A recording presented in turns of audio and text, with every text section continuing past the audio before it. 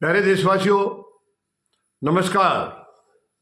मैं आपसे निवेदन करता हूं, चुनाव के अंदर झूठ बोलना, गलत सलत वायदे करना, फ्री की देना, ये सब बातें इनकी चाल को आपको समझना होगा।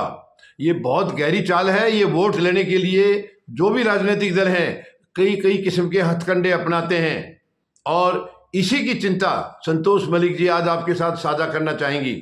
संतोष मलिक जी की चिंता यानी महिलाओं को अब सरेआम धोखा दिया गया है। महाराष्ट्र में सरेआम धोखा दिया गया है और संतोष मलिक जी बहुत परेशान है इस बात से, क्योंकि झूठ बोल करके उनसे वोट ले लिया गया और अब उनको धोखा दिया जा रहा है। तो मैं मतदाता जागृति संगठन की राष्ट्रीय अध्यक्षा संतोष मलिक जी की ये चिंता आप तक पहुंचाने की कोशिश करूंगा। कृपया इस पर गौर करिए, आप इसको गहराई से समझिए, इसको पूरा इसका मंथन कीजिए। यानी महाराष्ट्र में आपको ध्यान होगा, वैसे तो ये फ्री की रिवाजें कई जगह चल रही हैं।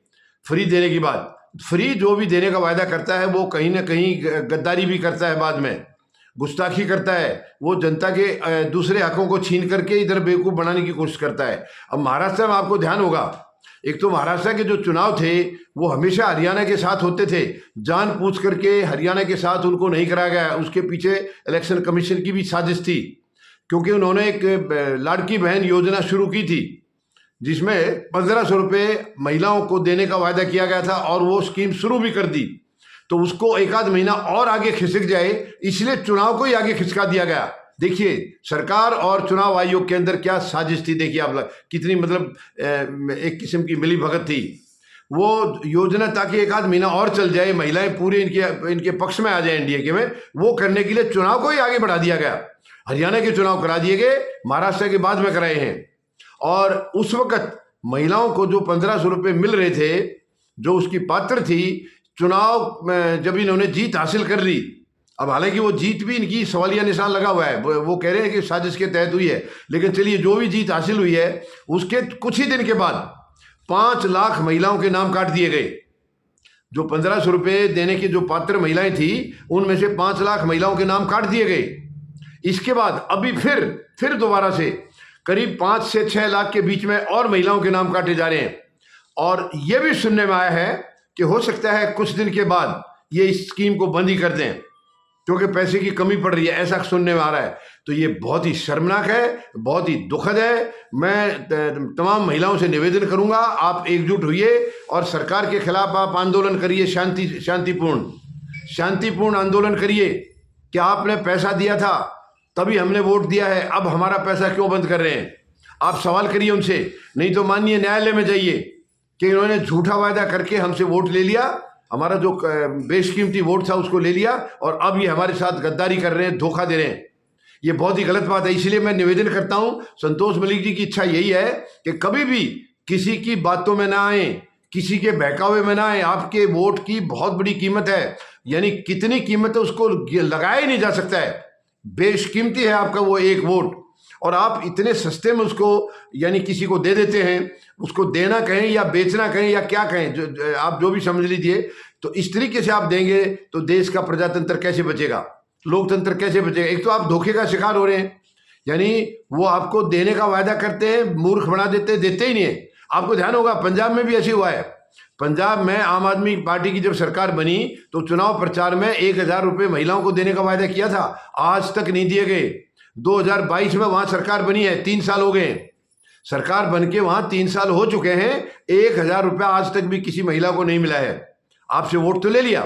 तो ये एक बहुत ही गलत काम है। राजनीतिक दल गैर जिम्मेदार हैं, वो बिल्कुल भी अपनी जिम्मेदारी समझते नहीं है। तो ये आप लोगों को, मतदाताओं को सोचना होगा कि किसी की मुफ्त में, बिल्कुल मुफ्त की बातों में ना आए, बहकावे में ना आए, और कोई नाजायज लोभ लालच दें उनमें बिल्कुल ना आए। और आप अपने दम पर खुद आप उम्मीदवार का अपनी तरफ से उसका ये जांच कीजिए कि वो कौन है, क्या बैकग्राउंड है, वो अभी तक क्या करता रहा है, क्या पिछली सरकार में हिस्सा था उसका, अगर था तो क्या काम किया, कैसा किया है, क्या वो आपकी उम्मीदों पर खरा उतरता है।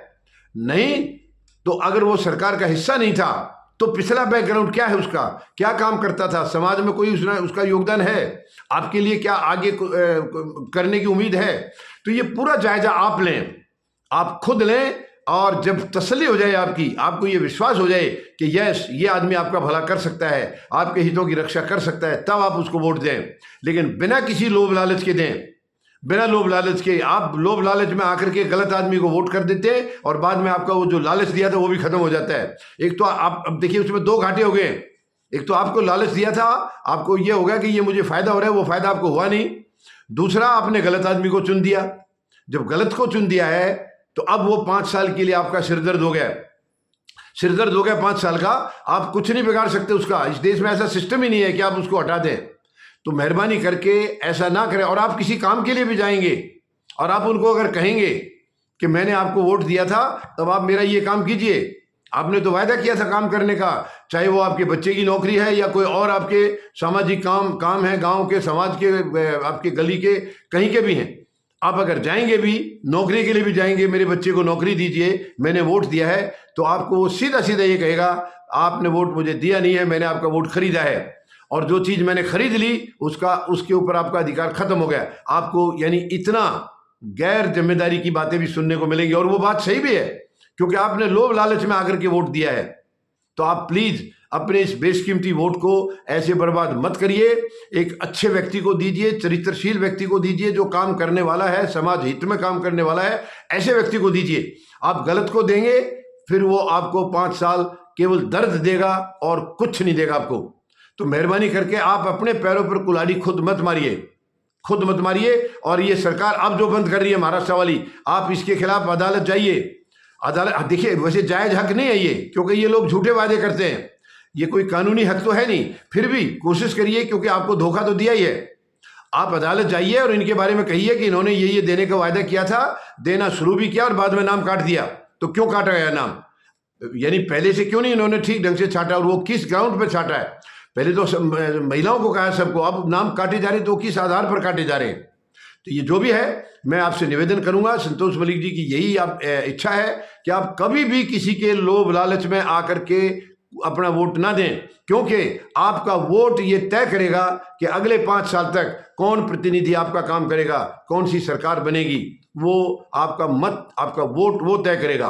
आपने गलत को दिया तो केवल दर्द मिलेगा आपको, सही व्यक्ति को दिया तो वो आपके हर हाल में आपके हितों की रक्षा करेगा, आपके लिए, समाज के लिए, सबके लिए काम करेगा वो। तो इसलिए मेहरबानी करके कभी भी लोभ लालच में ना आए, फ्री के चक्कर में नहीं आए। केवल आप उस व्यक्ति के चरित्र को, उसके बैकग्राउंड को, ईमानदारी को, उसको चेक करें। अगर वो आपकी हर बात में खरा उतरता है तो आप उसको वोट दीजिए, नहीं खरा उतरता है तो जो सही उतरता है उसको आप वोट दीजिए। उम्मीद है आप संतोष मलिक जी की इस अपील को मंजूर करेंगे और इसके मुताबिक आप जरूर एक्शन लेंगे। धन्यवाद। जय जवान, जय किसान, जय हिंद।